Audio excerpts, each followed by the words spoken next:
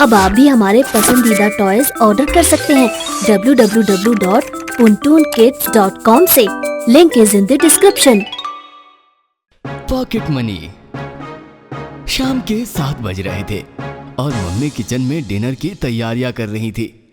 चिंकी अपने study table पर बिखरे हुए बुक्स को अरेंज कर रही थी, जबकि गट्टू अपने बैट को लेकर यूं ही हवा में शॉट्स मारने की प्रैक्टिस कर रहा था। अरे ये बैट का हैंडल तो लूज हो गया है। मम्मी मुझे नया बैट चाहिए। गट्टू, अभी पहले पढ़ाई करने बैठो। नेक्स्ट वीक से स्कूल में एग्जाम्स भी शुरू हो रहे हैं।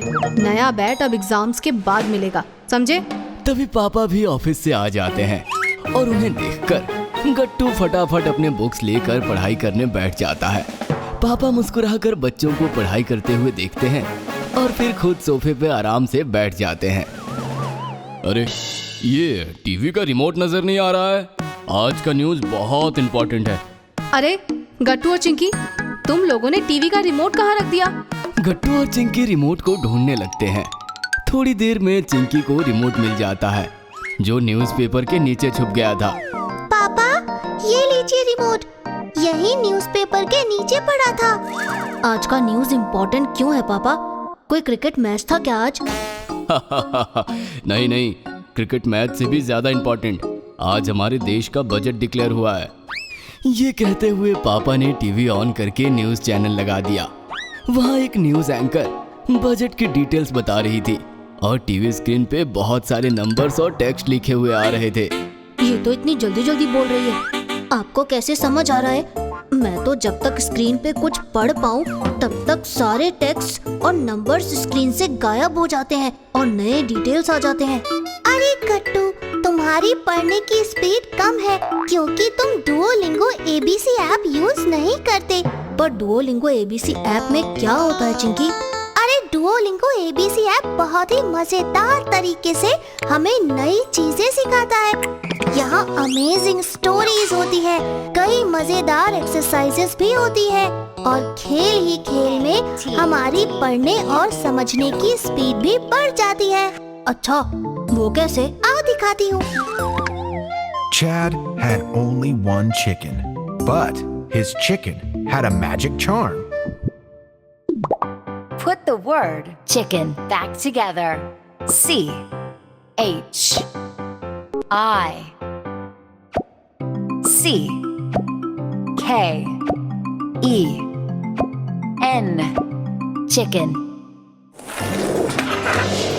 ये तो बहुत ही अच्छा ऐप है चिंकी। हाँ, यहाँ नीचे डिस्क्रिप्शन में लिंक दिया हुआ है, उस पे क्लिक करके कोई भी आसानी से डुओलिंगो एबीसी ऐप डाउनलोड कर सकता है। चिंकी से डुओलिंगो एबीसी ऐप समझ के अब गट्टू बड़े ध्यान से टीवी पर न्यूज़ देखने लगता है।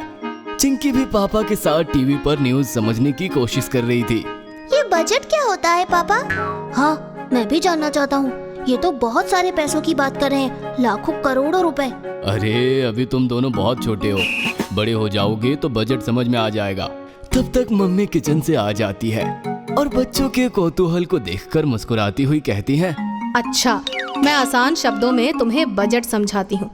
बजट हमारे देश का बही खाता होता है, जिसमें हम डिसाइड करते हैं कि देश को कितना पैसा कहाँ से आ रहा है और हम उन पैसों को कहाँ और कितने अमाउंट में खर्च करेंगे। जैसे आप घर के खर्चे का हिसाब लिखते हो, क्या उसी तरह मम्मी? बिल्कुल सही।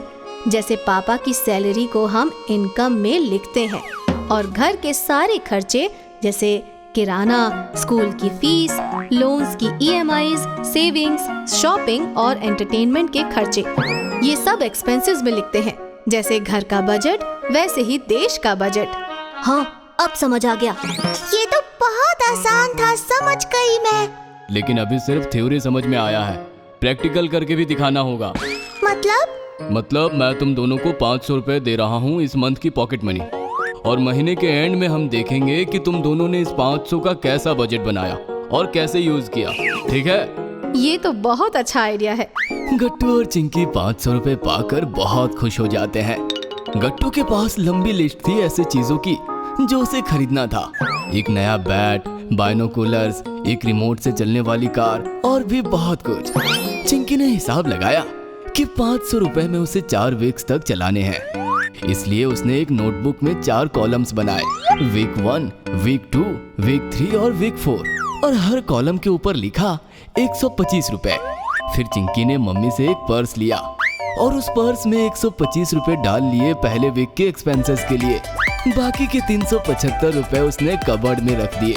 और यहाँ गट्टू 500 रुपए पाकर बहुत एक्साइटेड हो गया था। उसने रोज स्कूल के बाद pizza, burger, soft drinks etcetera खाना पीना शुरू कर दिया।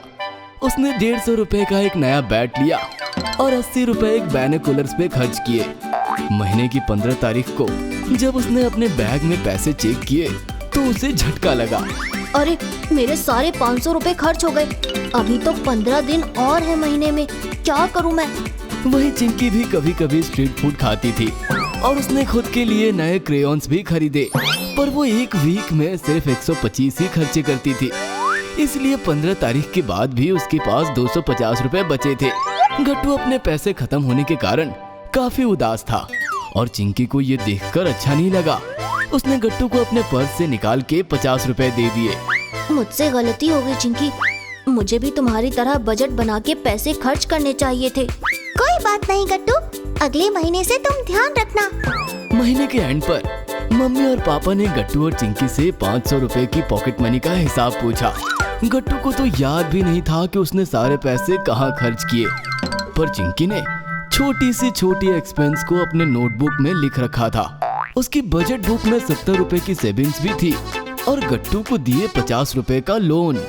शाबाश चिंकी, बजट के कॉन्सेप्ट को तुमने ना सिर्फ अच्छे से समझा बल्कि अपने पॉकेट मनी को खर्च करने में बजट का सही इस्तेमाल भी किया।